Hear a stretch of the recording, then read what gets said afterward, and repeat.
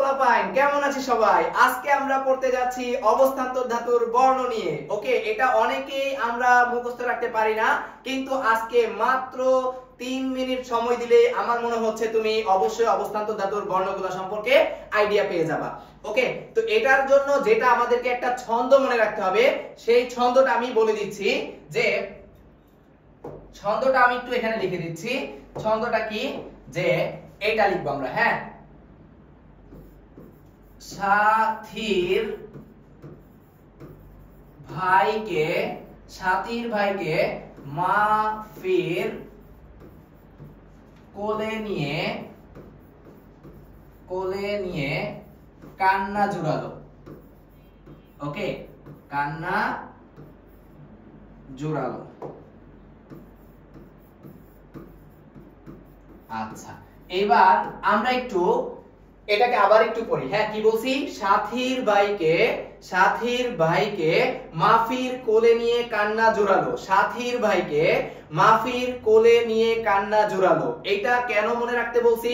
এটা হইছে যারা অবস্থান্তর ধাতু তাদেরকে মনে রাখার একটা ছন্দ। হ্যাঁ, ছন্দটা আমি একটু সেই অনুসারে এখানে কি করে ফেলি, একটু মৌলগুলো লিখে ফেলি। হ্যাঁ, সাথীর, এখানে আমরা সাথীর এই দন্তা স থেকে আমরা বুঝাচ্ছি স্ক্যান্ডিনেভিয়াম।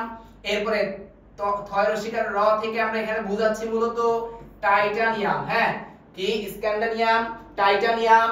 আর ভাইকে এখানে আমরা বুঝাচ্ছি কি? ভ্যানাডিয়াম। কি? ভ্যানাডিয়াম। Scandinavium, titanium, vanadium. এরপরে কি? ভাইকে কে? ক্রোমিয়াম। ওকে, এরপরে কি? মাতে আমরা লিখবো ম্যাঙ্গানিজ। ওকে, ম্যাঙ্গানিজ। ফিরতে আমরা লিখতেছি ফেরাম, আয়রন।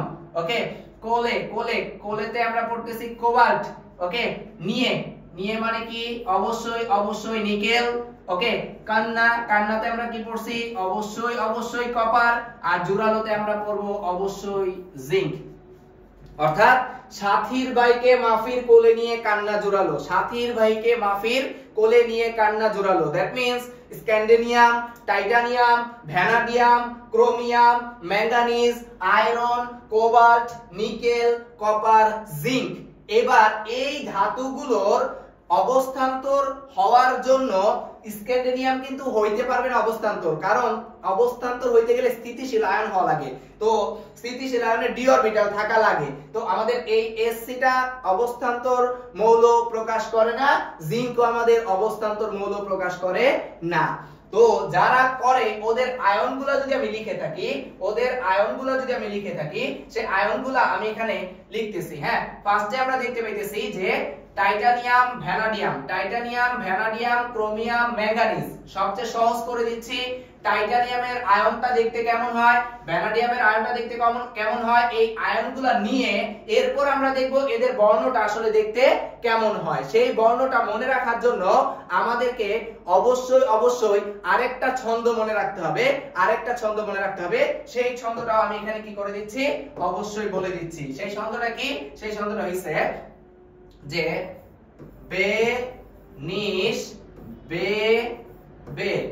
বেনিশ বেবে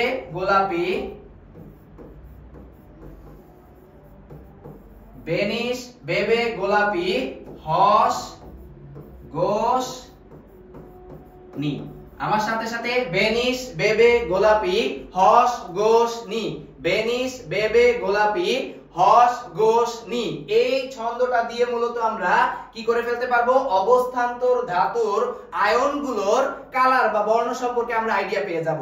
তো আমরা যদি পরের স্লাইডটাতে চলে যাই তাহলে দেখতে পাবো, আমি যদি এখানে লিখতে চাই যে মৌলগুলোর আয়নগুলো, ফার্স্টে আমরা বলছি টাইটানিয়াম। ফার্স্টে কি? টাইটানিয়ামের আয়নটা কেমন হয়? টাইটানিয়ামের আয়ন হয় ঠিক এমন, টাইটানিয়াম 3+। এরপরে আমরা কি পড়বো? অবশ্যই টাইটানিয়ামের পর ভ্যানাডিয়াম পড়ছি, ভ্যানাডিয়াম 4+, ভ্যানাডিয়াম 3+। এরপরে ভ্যানাডিয়ামের পর পড়ছি আমরা কি? ক্রোমিয়ামে কি হয়? Chromium 3+ ion. এরপর আমাদের কি আসে? ক্রোমিয়ামের পর আসবে আমাদের ম্যাঙ্গানিজ। ওকে, ম্যাঙ্গানিজে আসবে আমাদের ম্যাঙ্গানিজ 3+, এরপরে ম্যাঙ্গানিজ 2+। ম্যাঙ্গানিজের পর আমাদের কি আসবে? আয়রন আসবে। ম্যাঙ্গানিজের পর আমাদের আসবে আয়রন। আয়রনের কি হয়? আয়রনের হয় Fe3+ আর কি Fe2+। যে আয়নগুলো হচ্ছে আমি সেই আয়নগুলো লিখে দিচ্ছি। হ্যাঁ, শুধুমাত্র ভ্যানাডিয়ামের দুইটা আয়ন, বড় আয়নটা উপরে, ছোট আয়নটা নিচে। ক্রোমিয়ামের একটা, ম্যাঙ্গানিজের দুইটা, 3+ 2+।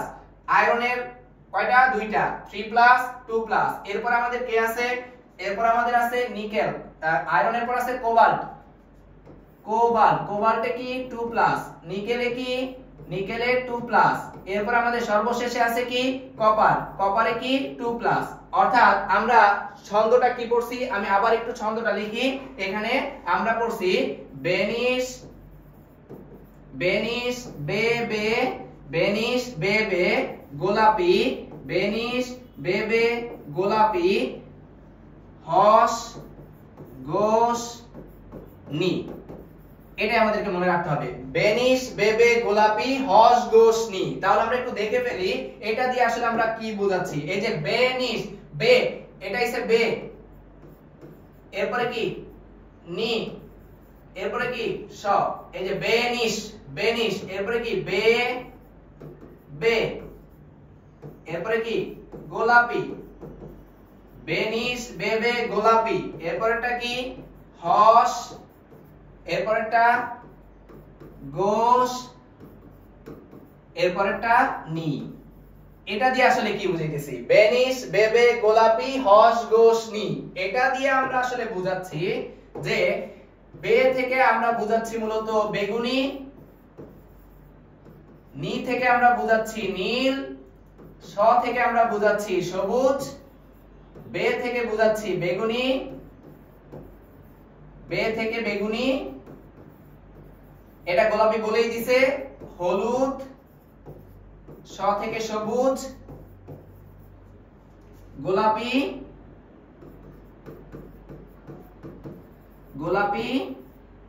সবুজ, নীল। আশা করি বুঝতে পারছি। আবারও বলতেছি, আমি এটাকে আরেকটু সামারি করে দেই। আমরা যদি একটু তাকাই, বলছি সাথীর ভাইকে মাফির কোলে নিয়ে কান্না জোরালো।